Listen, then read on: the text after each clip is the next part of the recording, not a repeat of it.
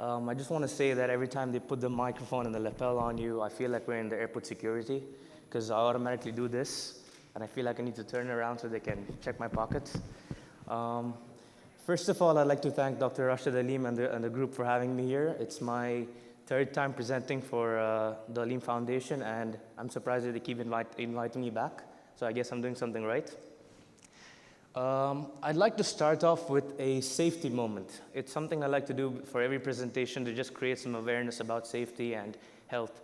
I was in the hospital yesterday because I'm coming off from the back of a cold, and the amount of people I saw in the hospital, especially this time of the year, it's impressive.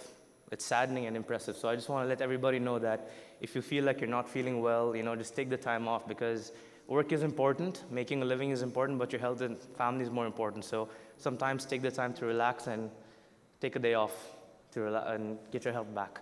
So this is it, right? Unconventional thinking and leadership. Now, I was sure that all of my colleagues and peers here will be presenting on pretty much the same topics, like how do you define a leader, how do you define leadership, and how do you define becoming a good leader. So I wanted to keep this presentation really short and just be thought-provoking rather than emphasizing on a point. So I'll start off by maybe a small description about myself and the company that I work for. So my name is Ahmed Ejaz. I work as a digital consultant, asset management advisory. I don't know what that means, to be honest.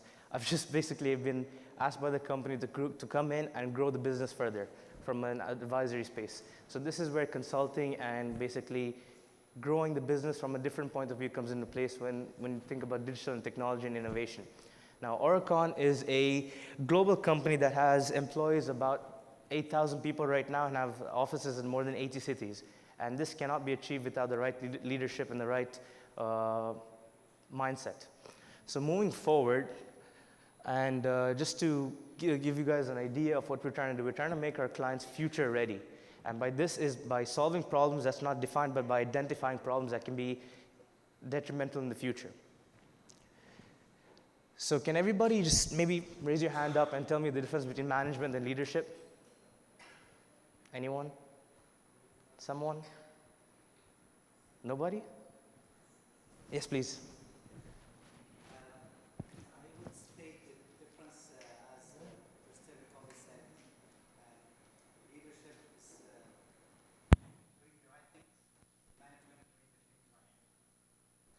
Repeat that on the microphone, please.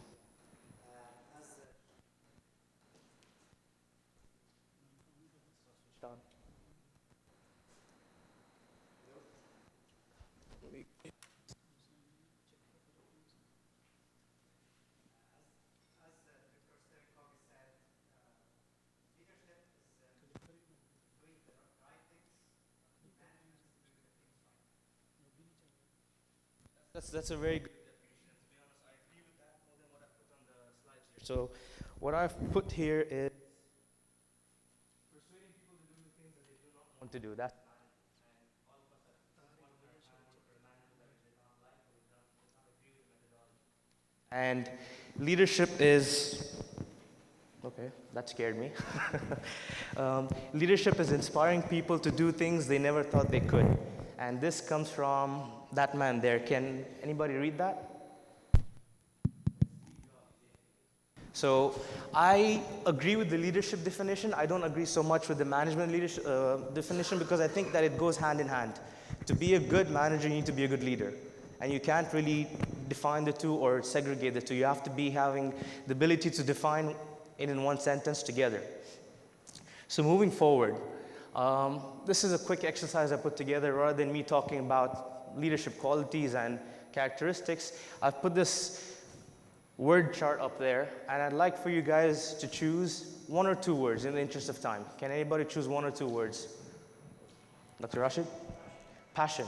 Excellent choice. Excellent choice, because passion is a word on its own that defines everything around it. Because if you don't have the right passion, you can't be a good leader, because a leader has to be resilient and has to have the right mindset in order to take an idea, a company, a business, or whatever it is forward all the way. He's going to face a lot of obstacles in the middle, but his passion is what's going to drive him forward. For example, you guys know the horse chariot, right? A horse chariot's got the narrow blinds for the horse, so the horse doesn't see everything on the side. It only sees what's in front of it. And that's the driver for the horse, because if the horse sees everything on the sides, it gets distracted, does not have the ability to go on the straight path, which is kind of what's defined by passion for a leader. Because, for example, Sheikh Zayed, he had a huge passion to develop the UAE and unite the 7 Emirates and grow it to what it was today. I mean, 25 years ago, maybe 30 years ago, would we imagine the UAE would be in such a global position right now? Nobody would have thought that, but Sheikh Zayed had this passion. He believed that he can take the country and the nation and the 7 Emirates grouped together and take it forward all the way. The best example is we've got Expo 2020 in less than a year. Would you imagine that UAE would be the global central hub for the rest of the world? For me, that's just, it blows my mind, you know, and I think that this is the best definition for passion and how we can take it forward. Can anybody choose another word? Vision. Perfect. Vision. If you don't have the right vision, you cannot do what you're aiming to do. Because a vision is taking an intangible idea that you can't really define right now, sticking to it and moving forward all the way with passion being your driver to reach that destination. For example, Mr. Ahmed talked about different technologies, right? If they didn't invent the digital camera, Kodak wouldn't have become obsolete. And the next example he gave, which is Nokia phones. I know a lot of people raise their hands, but can I see the hands again for how many people own the Nokia phone? All right, about 60% of the crowd. But did you guys know that Nokia started out as a pulp mill, as in a wood manufacturing company? That's how Nokia started out. They realized that that business it was in red oceans. By red oceans, I mean there was too many sharks in the sea. There was too much competition. So they had to pivot. They had to be innovative and disruptive, change the business model. And they moved into microchips and then into telecommunications. So this is the best example about vision and passion. Now, another example I want to give, which is coming from Japan, actually. Does everybody know about G-Shock watches? You know the watch G-Shock? You know, so these are highly durable watches that was designed and manufactured in Japan. Now I'll tell you how this started. The company, Casio, knew that there was a lot of competition in the market. And they saw that, you know, we're making watches, everybody else is making watches, how can we be different? So the CEO took one of his engineers to the side, he said, go make me a watch that's never been made before.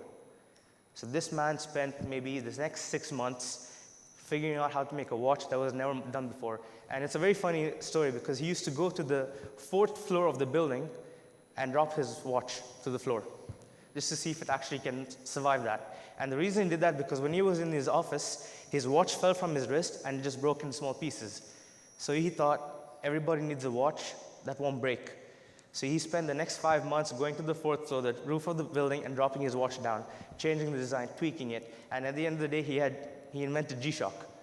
Now, this wouldn't have been achieved if his CEO didn't have the vision or the innovative mind to come back and tell him, make me a watch that's different. Trusting him, investing in him.